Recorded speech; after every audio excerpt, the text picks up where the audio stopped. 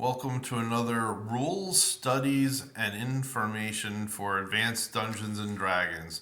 Tonight, we're going to go over the exciting race of the gnome. Oh no, the least played racial type in my game. The rock gnome or gnomes, or if you really want to play a difficult one, the Sverfneblin. Uh, there are two types of gnomes.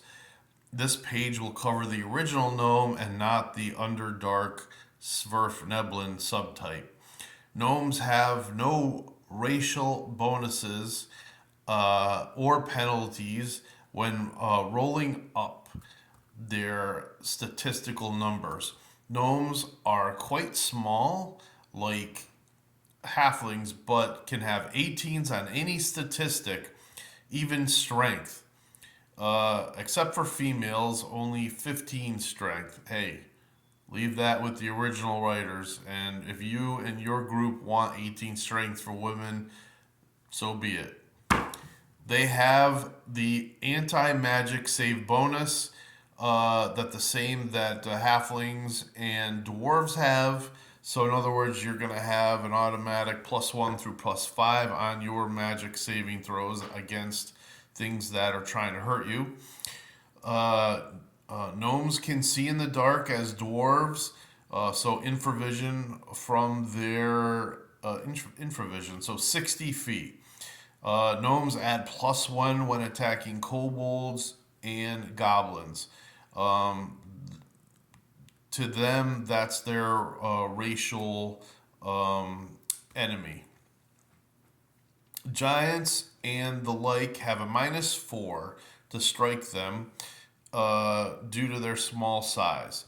The top strength for a gnomish male fighter is 1850, and again, females 15. But again, if your group wants to ignore that rule, it's up to your group.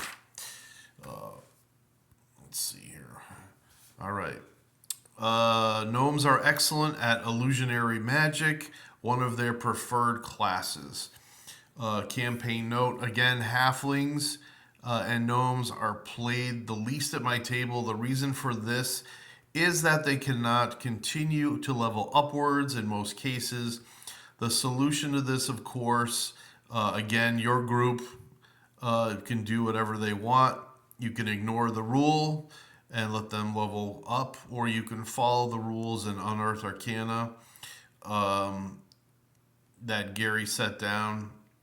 Or you can use a trait. In other words, the DM can have the players waste some of their proficiency score on buying something like called level persistence.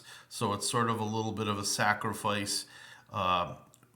Again, telling the rest of the game and the rest of the players in the table that they mean business. I'm not going to cover that in my notebook here. Gnomes are great befriending moles, badgers, skunks, squirrels, chipmunks, groundhogs, weasels, possums, raccoons, and rats, if they wish. They have a 35% chance of having a friendly companion or pet at the start of play. If it is dotted like the ones I have here, that means that the animal can also be talked to by the gnome player character, and the creature will be loyal and friendly and won't abandon him unless treated badly or unfed. There really isn't any reason gnomes couldn't be magic users. They have non-magical characteristics like dwarves, but no race is more non-magical than dwarves are, period. So I let gnomes progress as illusionists, but if you want, you can lump in mages with them as well. Some purists are going to poo-poo that, but that's my opinion.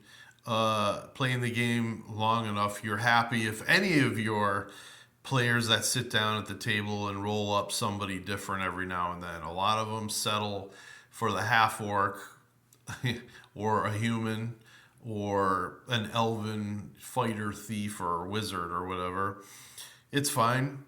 Uh, First edition gnomes have no bonus or penalty to ability scores, but if one wants, the second edition game gets a gnome, gets a +1 intelligence and a -1 to their wisdom score. Now, how they came up with this, I've got no idea.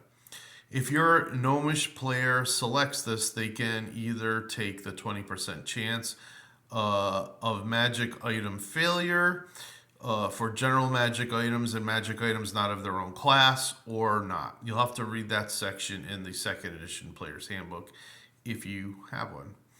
The players may or may not want this feature, but remember, this feature also lets them sense a cursed item when tried and failing. So this is actually a big part of the game because, or it can be, because there's really no detecting cursed items except by trial and error. And when you're in the middle of a quest and you find a magic item, and all of a sudden say, hey, I can't release this sword or whatever it is, it's stuck to my body, or get away from me, it's now mine, that sort of thing. Yeah, that character, while not effectively ruined, the other characters may find that he's become such a detriment that they've got to jump him, hold him down, and cut off the finger that has the cursed ring or whatever. You know what I mean? So it's obviously very harsh, but that stuff happens. The gnome, everybody. Thank you very much, and good night.